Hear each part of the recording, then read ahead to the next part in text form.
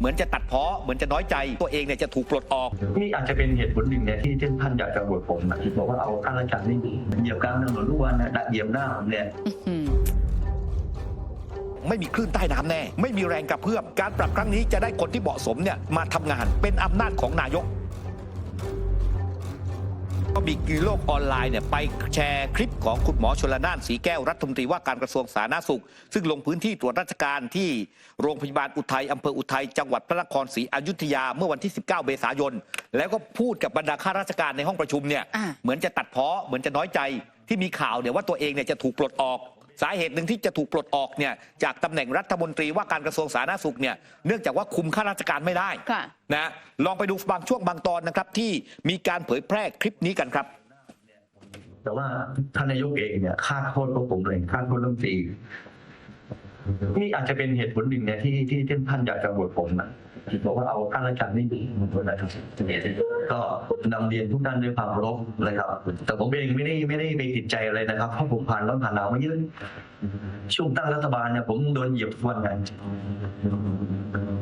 นะครับเหยียบกลางถนนทุกวันนะเหยียบหน้าผมเนี่ยนี่ฮะดูสิฮะบอกว่านายกเนี่ยฆ่าโทษผมนายกฆ่าโทษผมคือแสดงว่าเคยโดนนายกฆ่าโทษไปแล้วว่าเอาข้าราชการไม่อยู่นะแต่ผมไม่โทษใครเลยคาดว่านายกรัฐมนตรีเนี่ยนะนี่อาจจะเป็นเหตุผลหนึ่งที่อยากจะปลดผมอยากบอกว่าเอาข้าราชการไม่อยู่นำเรียนทุกท่านด้วยความเคารพแต่ผมเองไม่ได้ติดใจอะไรเพราะผมผ่านร้อนผ่านหนาวมาเยอะช่วงตั้งรัฐบาลผมโดนเหยียบทุกวันเหยียบกลางถนนทุกวันเหยียบหน้าผมเลยและมันเป็นช่วงเดียวกันที่เวลาผู้สื่อข่าวไปเจอคุณหมอชลน่านเวลาให้สัมภาษณ์เนี่ยก็จะรู้สึกว่าคุณหมอชลน่านดูปฏิกิริยาสีหน้าไม่ค่อยจะเนี่ยก็ตอนคุยตอนนี้ก็เหมือนกันเห็นไหมสีหน้าไม่ค่อยจะปกตินักแต่ว่าทางด้านคุณสมคิดเชื้อคงรองเลขาธิการนายกรัฐมนตรีฝ่ายการเมืองก็พูดถึงกระแสข่าวปรับคณะรัฐมนตรีก็บอกว่าของพรรคเพื่อไทยนั้นเนี่ยไม่มีคลื่นใต้น้ำแน่ไม่มีแรงกระเพื่อมการปรับครั้งนี้จะได้คนที่เหมาะสมเนี่ยมาทำงานเป็นอำนาจของนายกมั่นใจว่าสสในพรรคทุกคนพร้อมช่วยรัฐบาลแก้ปัญหาให้กับประชาชน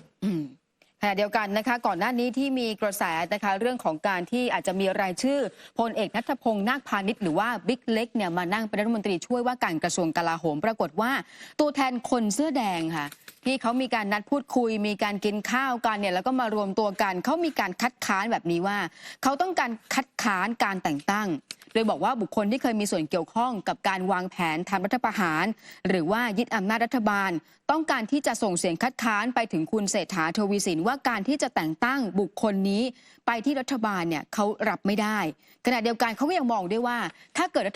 ฐบาลเนี่ยจะมีการปรับครม.ในช่วงนี้ยังไม่เหมาะสมอยากที่จะให้เวลารัฐมนตรีทำหน้าที่หรือว่าโอกาสในการทำงานสัก1 ปี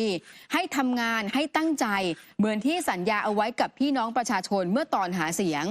เขามองว่าถ้าเมื่อไหร่ก็ตามรัฐมนตรีพรรคการเมืองไหนเนี่ยผิดสัญญาก็คือจะรับบทลงโทษอย่างเช่นแพ้การเลือกตั้งหรือว่าคนก็ไม่ไปลงคะแนนเสียงแต่การปรับเปลี่ยนในช่วง7 เดือน 8 เดือนนี้พวกเขามองว่ายังไม่เหมาะสมสักเท่าไหร่ค่ะครับจากเรื่องของการปรับคณะรัฐมนตรีนะครับคุณผู้ชมครับไปกันที่เรื่องของการแจกเงินดิจิตอลกันบ้างนะครับโดยมีความเคลื่อนไหวที่น่าสนใจจากทางด้านคุณจุลพันธ์อมรวิวัฒน์รัฐมนตรีช่วยว่าการกระทรวงการคลังกล่าวถึงเหตุผลที่ยังไม่เคาะวันชัดเจนในการแจกเงินดิจิตอลวอลเล็ตเนี่ยบอกว่าต้องขึ้นอยู่กับการพัฒนาระบบที่จะเร่งรัดในกระบวนการทุกอย่างนั้นต้องรอบคอบโดยเฉพาะความเสถียรของแอปพลิเคชันความมั่นคงปลอดภัยของข้อมูลประชาชนข้าราชการรวมถึงการทำตัวเลขมีความมั่นคงปลอดภัยฉะนั้นเร่งเกินไปโดยกำหนดเวลาเพื่อบีบกระทั่งถึงเวลาแล้วเกิดปัญหาก็เป็นสิ่งที่เราไม่ปฏิบัติยืนยันตามกรอบเดิมจะลงทะเบียนในไตรมาส 3และเปิดใช้ในไตรมาส 4นักข่าวถามว่ามีการกำหนดประเด็นการถามไปยังคณะกรรมการกฤษฎีกาในเรื่องใดบ้างคุณจุลพันธ์บอกว่าไม่ได้กำหนดประเด็นแต่นายกสั่งการให้ในที่ประชุมครม.หากมีข้อสงสัยประเด็นใดก็ตามเนี่ยของข้อกฎหมายให้ดำเนินการส่งคณะกรรมการกฤษฎีกาวินิจฉัยซึ่งเป็นเรื่องของอำนาจหน้าที่ของธกส.และตนก็ได้เคยให้ข่าวนี้ไปหลายครั้งนะครับคืนนี้นักข่าวก็ถามแหละว่าการที่จะไปเอาเงินธกส.มาด้วยเนี่ยนะครับตรงนี้เนี่ยมันจะผิดกฎหมายอะไรอย่างไรหรือเปล่าทีนี้ถามว่าสรุปแล้วกระทรวงการคลังเนี่ยจะไม่ส่งให้กฤษฎีกาใช่หรือไม่คุณจุลพันธ์บอกว่าส่งประเด็นใดก็ตามหากมีข้อสงสัยในข้อกฎหมายมากกว่านั้นเราก็พร้อมที่ส่งไปไม่ได้มีประเด็นถามว่าสรุปคือกระทรวงการคลังจะส่งให้เรื่องให้กรรมการกฤษฎีกาว่าธกส.มีอำนาจ ให้เงินหรือไม่ คุณจุลพันธ์บอกว่าประเด็นนี้คงต้องส่ง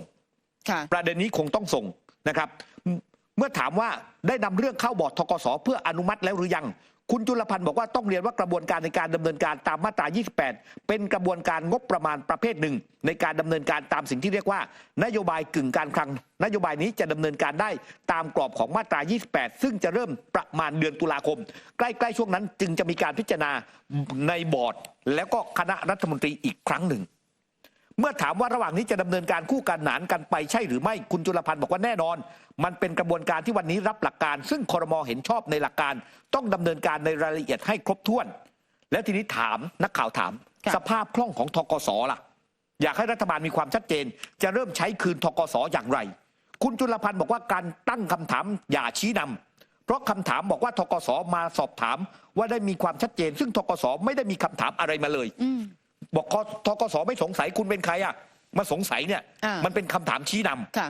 เมื่อถามว่าสหภาพแรงงานรัฐวิสาหกิจของธกสเนี่ยนะครับมีการสอบถามในเรื่องนี้ คุณจุลพันธ์ตอบว่าไม่ใช่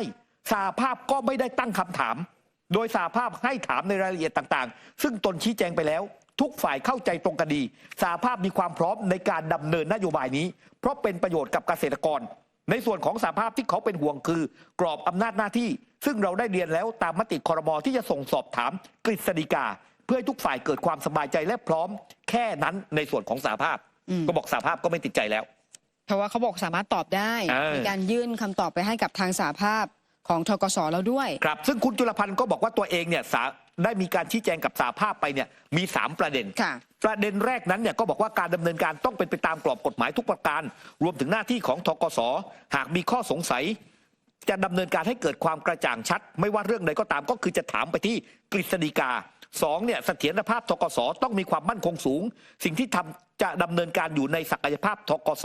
ที่จะดำเนินการได้ โดยไม่มีประเด็นปัญหาอะไร แต่รัฐบาลจะดำเนินการอะไรก็ตาม แน่นอนต้องเสริมความแข็งแกร่งให้กับธกสเพราะกำกับธกสเป็นปีกหลักปีกหนึ่งในการดำเนินนโยบายของรัฐในการช่วยเหลือเกษตรกร รัฐบาลทุกชุดที่ผ่านมาใช้ระบบบริการธกสมาโดยตลอด รัฐบาลชุดนี้เราเห็นความสำคัญ แต่จะทำให้แข็งแกร่งขึ้น 3. บอกว่าสิ่งที่ดำเนินการได้จะไม่กระทบต่อสวัสดิการใดๆของพนักงาน ลูกจ้างของธกสโดยเด็ดขาด ค่ะ นี่คือประเด็นที่คุณจุลพันธ์อมรวิวัฒน์เนี่ยตอบคำถามนะถึงเรื่องของการพูดคุยหารือกันกับการประชุมครม.แม้ว่าจะมีมติแล้วว่านโยบายดิจิทัลวอลเล็ต 10,000 บาทไปต่อแน่นอน แต่คุณสมชัยศรีสุทธิยากรอดีตกกต.เนี่ยมีการโพสต์ข้อความแล้วบอกว่า ถ้ามองภาพรวมจริง ๆ แล้วเนี่ยดิจิทัลวอลเล็ตนั้นเป็นเพียงแค่ลมผ่านกอไผ่การยืนแถลงการพร้อมกันของผู้นำพรรครัฐบาล นั้นเป็นเพียงแค่พยายามจะให้เห็นว่าทุกพรรคเนี่ยหนุนนโยบายแจกเงินหมื่นไม่ใช่เพราะว่ามีมติครม.ที่ผูกพันแล้ว แต่สิ่งที่เกิดขึ้นคือวันนี้ยังไม่ได้มีมติอะไรที่เป็นเรื่องเป็นราวผูกพันให้ต้องร่วมรับผิดชอบร่วมกัน จะเอาเงินธกสที่บอกว่าไม่กู้ แต่เอาไปแล้วต้องใช้คืนพร้อมดอกเบี้ยยังต้องถามกฤษฎีกาอีกก็ต้องมาลุ้นว่าจะทำได้หรือทำไม่ได้ จะขัดวัตถุประสงค์หรือไม่อย่างไร ส่วนเรื่องของซูเปอร์แอปคุณสมชัยก็มองว่าการที่ให้สำนักพัฒนารัฐบาลดิจิทัลไปเตรียมการ โดยไม่ระบุว่าต้องใช้เงินเท่าไหร่เอาเงินก้อนนี้มาจากตรงไหนทำเสร็จแล้วถ้าเกิดไม่ได้ใช้จะรับผิดชอบอย่างไรบ้างมติต่างๆแบบนี้กลายเป็นว่าต้องรอครม.รอการนำเสนอ รอไปนู่นเดือนกันยายนยังไม่รู้เลยว่ามันจะเกิดขึ้นอย่างไร มาร่วมสนับสนุนท็อปนิวส์นำเสนอความจริงได้แล้ววันนี้ เพียงกดปุ่ม Super Thanks แล้วเลือกจำนวนเงินตามที่ต้องการได้เลยครับ ขอบคุณครับ